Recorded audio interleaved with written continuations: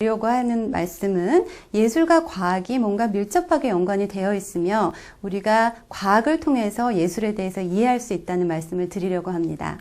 여기에 있는 그림을 보시면 이 그림은 유명한 스포츠 용품 회사인 아식스에서 만들어낸 기업 이미지 광고인데요. 보시면 하나의 사람의 머리가 두 개로 나뉘어져 있고 그리고 그 안에 있는 뇌도 두 개로 나뉘어져 있으며 반은 예술, 반은 과학 이렇게 해서 두 가지를 합치면 뭔가 새로운 아이디어가 나온다라는 그런 기업의 이미지를 묘사하고 있는 그런 포스터인데요.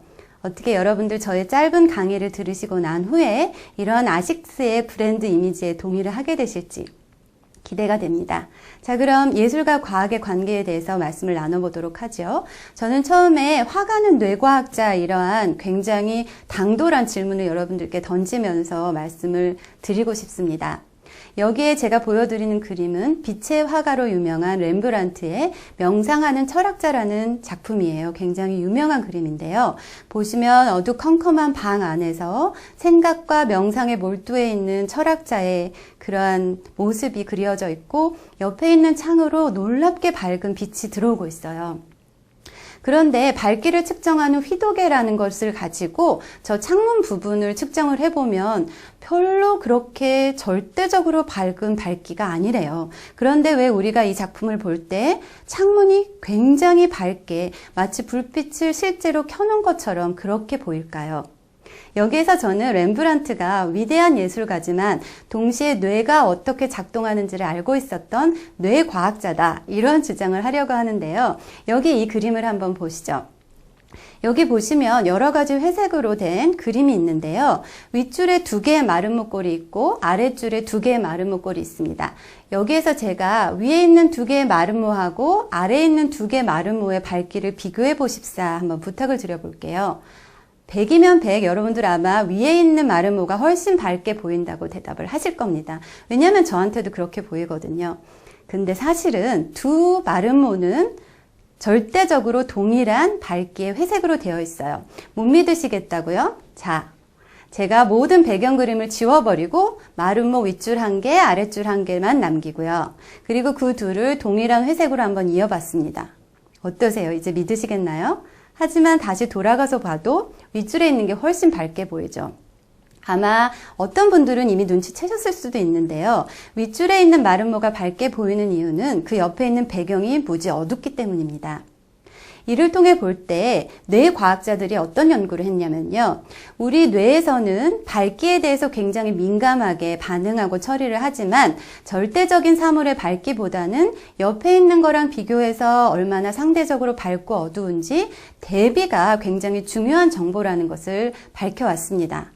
렘브란트는 수백 년 전에 뇌과학자들이 밝기보다는 상대적인 대비가 중요하다는 것을 밝혀내기도 전에 이미 이걸 알고 있었던 것 같아요. 그래서 그의 작품이 오랫동안 위대한 것이고 그래서 제가 위대한 예술가는 뇌과학자다 라는 말씀을 드리려고 하는 겁니다. 한 가지 예로는 여러분들을 설득시킬 수 없으니까 제가 두 번째 예를 또 들어볼게요. 여기에 있는 그림은 앙리 마티스라는 화가가 그린 모자를 쓴 여인이라는 유명한 작품이에요. 수백 년 전에 마티스는 본인의 부인을 이렇게 표현을 했다고 합니다. 지금 보기에는 굉장히 고전적으로 보이고 자연스러운 사람처럼 보이지만 이 작품이 처음 발표되었을 때는 평단에 굉장히 큰 무리를 일으켰는데요. 그 이유를 아시겠어요? 그 이유는 얼굴에 마티스가 보통 사람들이 얼굴에 표현하지 않는 색을 써서 그림을 그렸기 때문인데요. 특히 코 부분이 유명한데 코에다 굉장히 짙은 초록색으로 아주 굵게 선을 이용을 해서 그림을 그리고 있는 것을 알 수 있습니다. 그런데 제가 이 작품을 포토샵을 이용을 해서 이렇게 회색으로 바꿔봤어요. 흑백으로 바꾼 마티스의 작품 안에서 한번 다시 얼굴을 보시죠. 그러시면 아까 초록색으로 기이하게 표현되어 있던 부분이지만 흑백으로 바꿨을 때는 놀랍도록 자연스럽게 3차원의 입체적인 얼굴이 드러나는 것을 알 수 있습니다. 저 아무것도 안 바꿨고 색깔만 없앴거든요. 마티스가 흑백과 칼라 모드를 왔다 갔다 하면서 작품을 그렸으니 만무하지만 그 초록색 물감을 선택을 해서 캔버스에 그림을 그릴 때 마티스는 정확한 밝기로 코를 표현을 했던 겁니다. 자, 그런데 우리 뇌에서는 어떤 것을 볼 때 시각 정보가 두 가지로 분리가 되는데요. 위쪽으로 가는 경로와 아래쪽으로 가는 경로가 있어요. 그런데 아래쪽 경로에서는 색이 굉장히 중요한 정보인데 위에 쪽 경로에서는 색이 전혀 중요하지 않아요. 이 경로에 있는 신경세포들은 생명이고요. 대신 색보다는 이쪽에서는 움직임이나 3차원 깊이에 대해서 굉장히 중요하게 다루고 처리를 합니다. 마티스는 이 두 가지 경로가 우리 뇌에 있다는 것을 알지는 못했겠지만 3차원으로 자연스럽게 보일 수밖에 없는 초록색을 골라서 그림을 그림으로써 우리에게 이상한 색이지만 자연스럽게 보이는 얼굴을 주었던 거죠. 자, 그러면 지금까지 두 가지 예를 통해서 그림이 어떻게 보이는가라는 측면에서만 화가는 뇌과학자다 이런 주장을 제가 했는데요. 우리가 미술작품을 즐기는 이유는 단지 어떻게 보이기 때문만은 아니죠.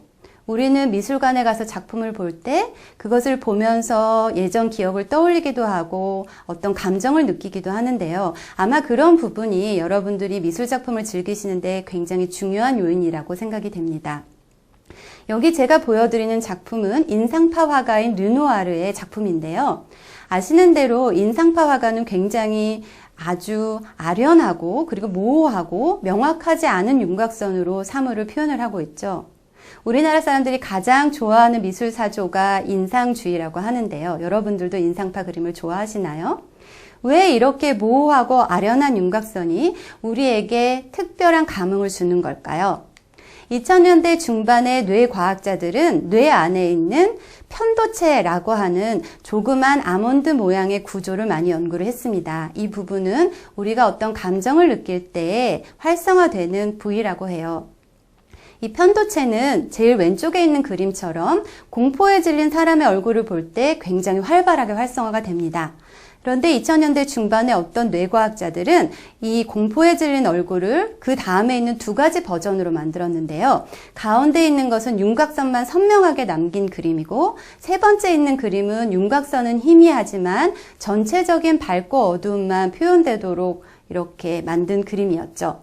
자, 가운데와 세 번째 두 가지 종류의 공포에 질린 얼굴 그림 중에서 어떤 것이 우리 뇌에 있는 감정 연관 영역인 편도체를 더 많이 활성화시켰을까요? 네, 정답은 세 번째에 있는 희미한 그림이에요. 인상파 화가들은 수백 년 전에 이미 뇌의 편도체가 어떤 것을 더 좋아하는 것을 알았던 것처럼 희미하게 대상을 표현함으로써 보는 사람의 마음과 그의 뇌에서 특별한 경험을 불러일으킬 수 있었던 겁니다. 자, 그럼 지금까지 예술가가 어떻게 표현하는 측면에서 뇌와 예술에 대해서, 과학과 예술에 대해서 말씀을 드렸는데요. 보는 사람의 입장에서 조금만 더 말씀을 드릴게요. 자, 여기에 있는 이 현대 작품을 보면 캔버스를 그냥 칼로 쭉 그어놓고 끝이네요. 이런 걸 보면 어떻게 하고 싶으신가요? 여러분 한번 가서 만져보거나 그 잘려진 틈으로 한번 들여다보고 싶진 않으신가요? 예전에도 수백 년 전에도 화가들은 이런 것을 잘 활용을 했는데요. 카라바치오가 예수 부활 이후에 제자들이 예수의 몸에 난 상처를 믿지 못하고 그것을 실제로 만지고 확인해보는 장면을 그린 그림이에요. 이 그림을 보실 때 여러분들 예수의 마음이 되어서 상처를 누가 쑤시는 것 같은 그런 아픔을 느끼시거나 아니면 제자인 도마의 마음이 되어서 실제로 그 상처에 손가락을 넣어보는 그런 느낌이 드실 수도 있는데요. 자, 우리는 뭔가를 볼 때 보기도 하지만 실제로 그거를 만지거나 작동하는 것처럼 그렇게 경험하기도 합니다. 뇌과학자들이 많은 발견한 중에서 여러분들이 가장 많이 알고 있는 종류의 세포가 아마도 거울 뉴런이지 싶은데요. 자, 원숭이 뇌를 이용한 연구에서 뇌과학자들이 어떤 발견을 했냐면요. 아래쪽에 있는 뇌는 오른쪽 뇌와 왼쪽 뇌에 색깔로 칠해진 부분은 전운동 영역이라고 하는 우리가 뭔가 행동을 할 때 활성화되는 영역입니다. 그런데 이 전운동 영역에 있는 세포를 측정을 하면서 원숭이에게서요.